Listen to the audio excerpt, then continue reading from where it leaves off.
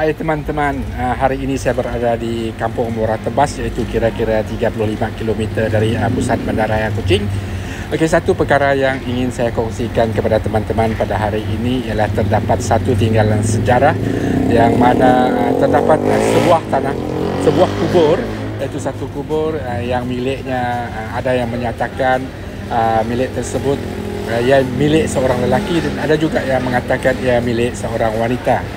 Jadi perkara yang menarik kita pada kali ini ialah terdapat masyarakat dahulu kala yang mengatakan bahawa kubur ini sebagai satu yang keramat kerana asalnya nisannya ialah batang nibong yang akhirnya bertukar menjadi batu. Ia disebut sebagai satu keramat oleh masyarakat dahulu kala. Baik untuk kita lihat pada hari ini ya. Okey, pemilik kubur tersebut ada juga yang versi yang mengatakan seorang lelaki dan seorang wanita seperti mana yang saya katakan pada awal tadi. Ya, apapun sekalipun versinya kita tidak dapat menyatakan yang mana betul ataupun yang mana salah kerana pada masa tersebut kita belum lagi wujud dan kubur ini sudah wujud beratus tahun lamanya.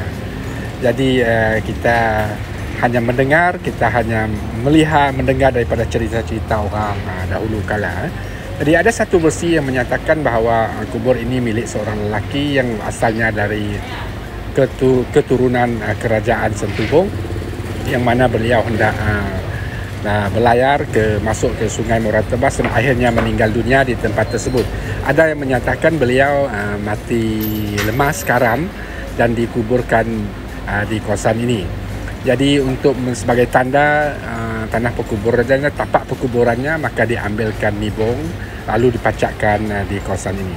Begitu juga ada cerita yang menyatakan bahawa ia milik seorang wanita. Kisahnya lebih kurang begini. Wanita tersebut berada di kampung ini dan bernama Hajah Jamaliah, dan ketika itu beliau sakit dan meninggal dunia pada waktu itu dan terus dikebumikan di sini. Dan sebagai tanda kawasan kematiannya, maka diambil batang nibong yang waktu itu hanyut lalu kan dipacak di sini. Jadi lama kelamaan kawasan kubur ini terutamanya nisannya tadi pada awalnya adalah kayu dan akhirnya bertukar menjadi batu, mendapat liputan meluas dalam kalangan masyarakat setempat pada waktu itu. Cukup popular dan ada yang menganggap ia sebagai satu keramat. Dan kisah ini pun berlaku pada, kita tahulah bila cuma kita mendengar daripada cerita orang dahulu kala.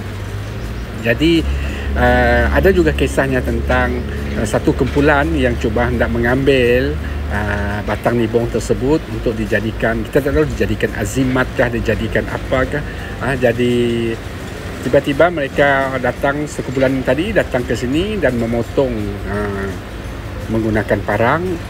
Dan sewaktu mereka balik hendak membawa itu pulang ke laut, mereka telah karam dan mati lemas. Pada walhal pada waktu itu airnya tidak dalam, cetek saja. Jadi cerita tentang kematian ini cukup meluas dan menjadikan nisan nibong bertukar menjadi batu ini tadi menjadi cukup popular dan kekeramatannya menjadi kepercayaan masyarakat pada masa itu. Dan sebab itu pada waktu ini pun masih ramai ada di kalangan orang yang masih percaya dengan benda ini. Dan seperti lawatan saya pada hari ini, masih terdapat siling-siling, duit siling yang ditaburkan, ada untuk yang melepas niat, ada juga dalam kalangan mereka yang menabur beras kuning sebagai niat di kawasan keramat ini. Tapi hingga kini pun masih ada, tetapi kita tak ada jumpa hari ini walaupun jarang. Mungkin masyarakat sudah terbuka.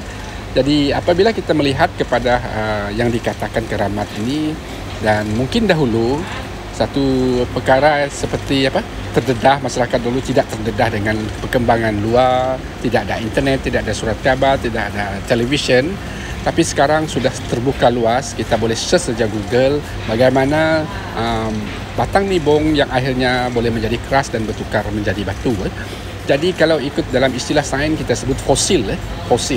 Jadi batang hati nibong, pokok nibong itu ada hatinya. Apabila diambil, ia mengalami proses pereputan yang mengambil masa sekitar ribuan tahun, jutaan tahun kadang-kadang. Apabila lama kelamaan ia bertukar menjadi keras dan akhirnya menjadi batu. Jadi bagi peminat-peminat cincin terutamanya, mereka gemar benda ini untuk membuat batu cincin. Dan ada juga yang membuat mengambilnya sebagai azimat macam-macam. Jadi itulah perkembangan jika dilihat tentang kemodenan zaman moden, bagaimana nibong ini boleh bertukar menjadi batu. Ia mengalami satu perubahan, satu proses perebutan yang mengambil jutaan tahun, ribuan tahun, dan akhirnya menjadi batu. Okey, itulah kisah tentang tentang nisan nibong yang terdapat di Muara Tebas, satu-satunya tapak perkuburan yang masih ada di sini. Dan sebelum ini juga memang kawasan ini merupakan kawasan perkuburan, tetapi tidak banyak pada waktu itu, dan kemudian berpindah ke atas bukit di belakang Tokong sana masih terdapat kawasan perkuburan Islam.